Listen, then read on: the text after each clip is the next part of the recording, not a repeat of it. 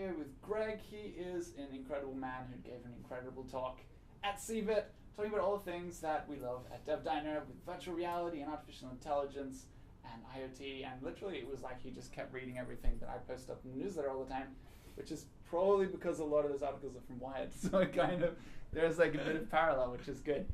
And we're going to chat to him today just about, you know, the broad scheme of things. Sure. You know a lot about emerging tech. Yeah. You pretty much live and breathe it and chat to all the people who are involved in it. So of all of the stuff that you kind of get to go around and chat to people about, and Yes. like all the different bits of tech from like virtual reality to augmented reality, IoT, Yeah. machine learning, what is it that excites you the most? Like personally, it doesn't have to be like, this is what I think is going to be the big thing. Okay. It can just be, what personally do you get to like, what do you wake up and go, I'm so glad I get to go talk to that guy about this thing? I really like people who are trying to do sort of social impact work. Mhm. So I did a story a couple of years ago on a guy who's a Canadian entrepreneur, and he was building something called the Akash, which was a $20 tablet, and this $20 tablet was distributed in India to hundreds of thousands of school kids, Mhm. and it was already loaded with educational kind of programs, so they could learn language, maths, STEM skills, or whatever. It was backed by the Indian government, and the idea was that in some areas, particularly in the rural communities, where there's kind of like a lot of inequality and there's a lot of lack of access to sort of services, it would allow people to learn but also to transact, Mhm. so that they could have electronic payments sent to them. In India, the kind of the rural, the poorest people are given a kind of almost like I don't know if it's the right word, but like a stipend by the Indian government, in order to sort of subsidise them if their crop fails or whatever, and that could be paid directly, and they could use kind of electronic payment methods, and that avoided all kind of levels of corruption, which obviously is a big issue. Brilliant. So that was a very cool story. On a personal level, I am really excited by anyone who's really trying to sort of think and grapple with global warming. I think it is without doubt the issue that technologists need to kind of really start thinking very seriously about, because it's all very well to talk about colonising Mars, but we actually have quite a great planet here that we need to probably start kind of putting resources into assuring that it continues. Yeah. So I think that a company like Solar City is really interesting. That's really trying to sort of look at battery life and how we prolong energy usage, and how we also then kind of connect those dots so that we harness the energy from our homes, via sort of solar panels, photovoltaic panels, and then use that to run our cars and our washing machines and all the stuff we need in the modern world.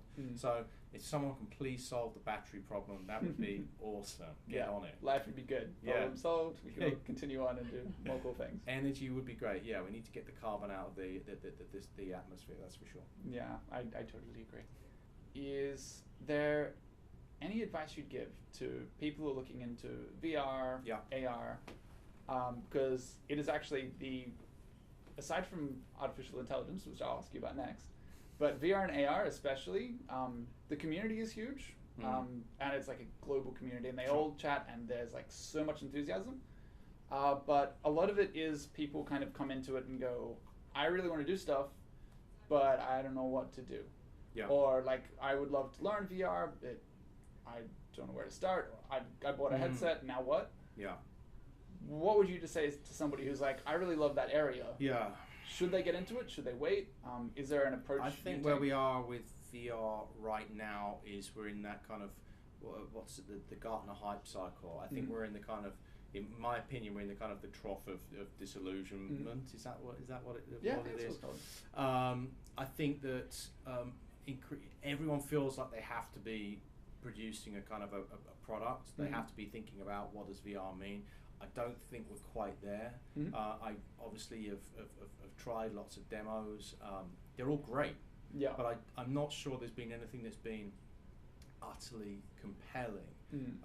There actually was one thing that someone in the Wired office tried that I didn't use it myself, but I read a piece he wrote about it that was incredible, which was a simulation of, do you know what Dignitas is? The place in Switzerland where people can go to effectively kind of end their lives in a kind of a sort of like a dignified way. Okay. And it kind of simulated that conversation that you would have at the very end of your life with a loved one and with a medical professional.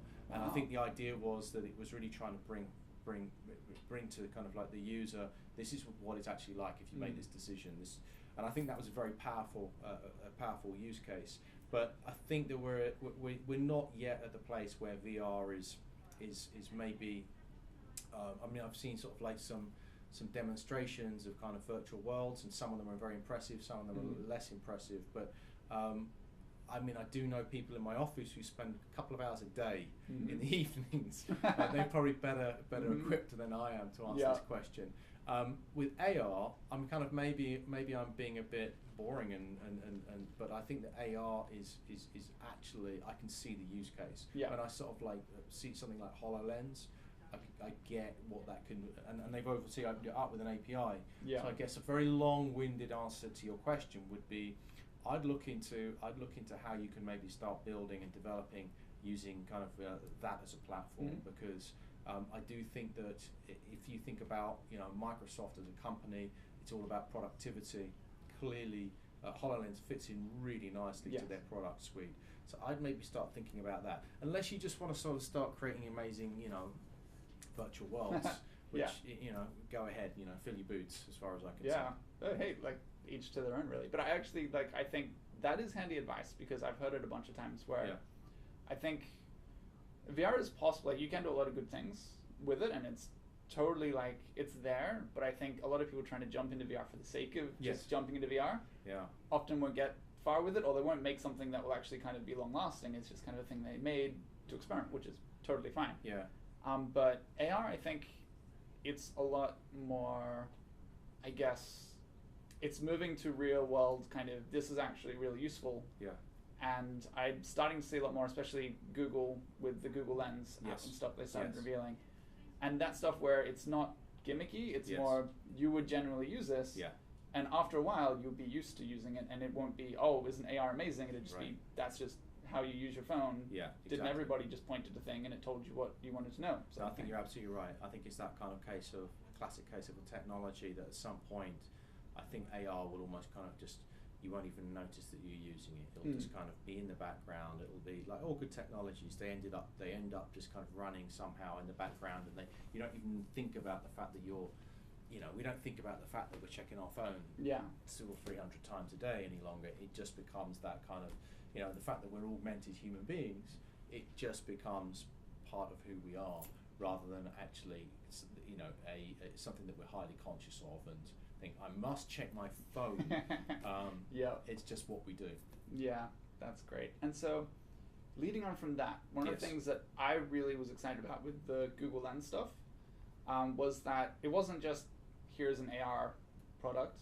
Almost everything in Google I/O was mentioning artificial intelligence, machine learning, and their whole approach was basically artificial intelligence, machine learning, that's the future. Everything should be AI and machine learning powered to some extent. And you mentioned that as well in your presentation, that everything eventually will just have AI. Care to elaborate and talk about, I guess, from a developer perspective, if everything's going to involve AI, should they start looking into AI more? Is it something where it's ripe to be like, you really should be learning this as like a core skill? Well, I don't know if anyone needs to learn AI, because there are unbelievably smart people who already learned it, and they will then provide it as a service. So I think that what we'll see in the next few years is, so I was at a Google event a few weeks ago, and Google is now describing it as itself as an AI first company, right? So we also know that Amazon is putting huge resources into AI because it sees the Alexa as this incredibly powerful platform that will enable all its kind of parts of that customer journey to be joined up, and we'll be able to use Alexa for everything. How they're doing that? They're doing it the way that pretty much every successful technology platform does it, which is they're opening it up. So they're saying, please build skills, and we will then put them on our platform, and then people will sort of start using it, and then, as to your point, they will never think that they could have ever lived without this Yes. particular thing. So what I think we'll see in the coming years is, please, if people want to learn machine learning, artificial intelligence, my brother literally at the moment is doing this. He's gone back. Fantastic. He's gone back to college to do a machine learning course. He quit his job to do it, so wow. more power to him. That's great, and I think if you want work in the future, that's a terrific thing to do.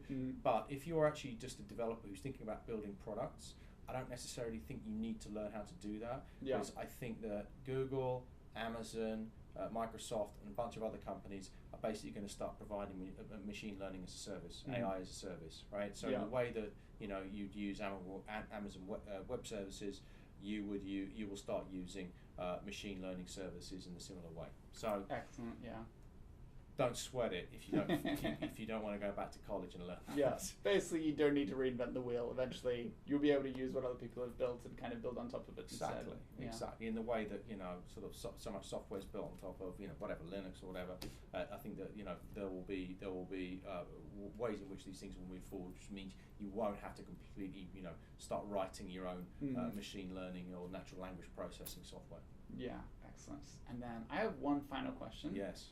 And it's an interesting one because it doesn't actually match any of the categories that I usually talk about at DevDiner. But I saw it in your presentation, and so I wanted to get you to mention it again. Yeah.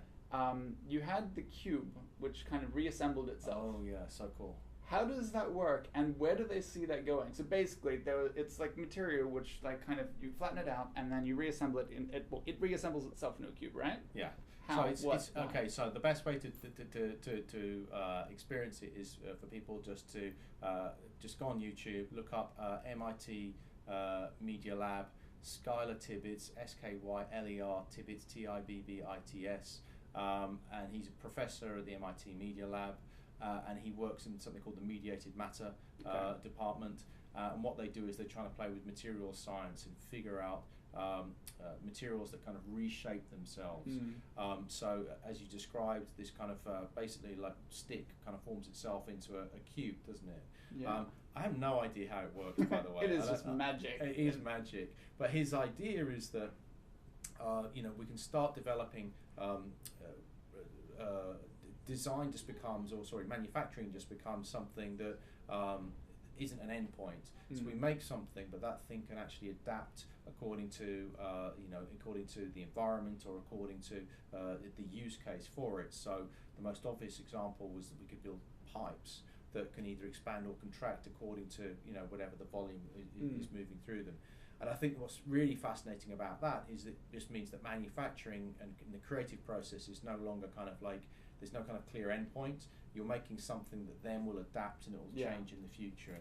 And that's really interesting because it's sort of like, it's designing things from programmable material, right? So we're getting into material science where we're able to program objects, which is, again, pretty cool. It's like mind-blowing. Like, what? That's possible already? Great. Awesome. Well, this has been fun. Is there anything you'd like to finish up with? What would you tell people, like, to finish up? What do you want them to remember most? Wow. That's quite a tough one. I would say remember most that you should be subscribing to Wired. That's important. Wired UK, so wired.co.uk. Cool. Go to Wired if you're not already paying attention to everything they do. You totally should. It's important. Cool. Thank you so much. Thanks for having me. Real pleasure. Great.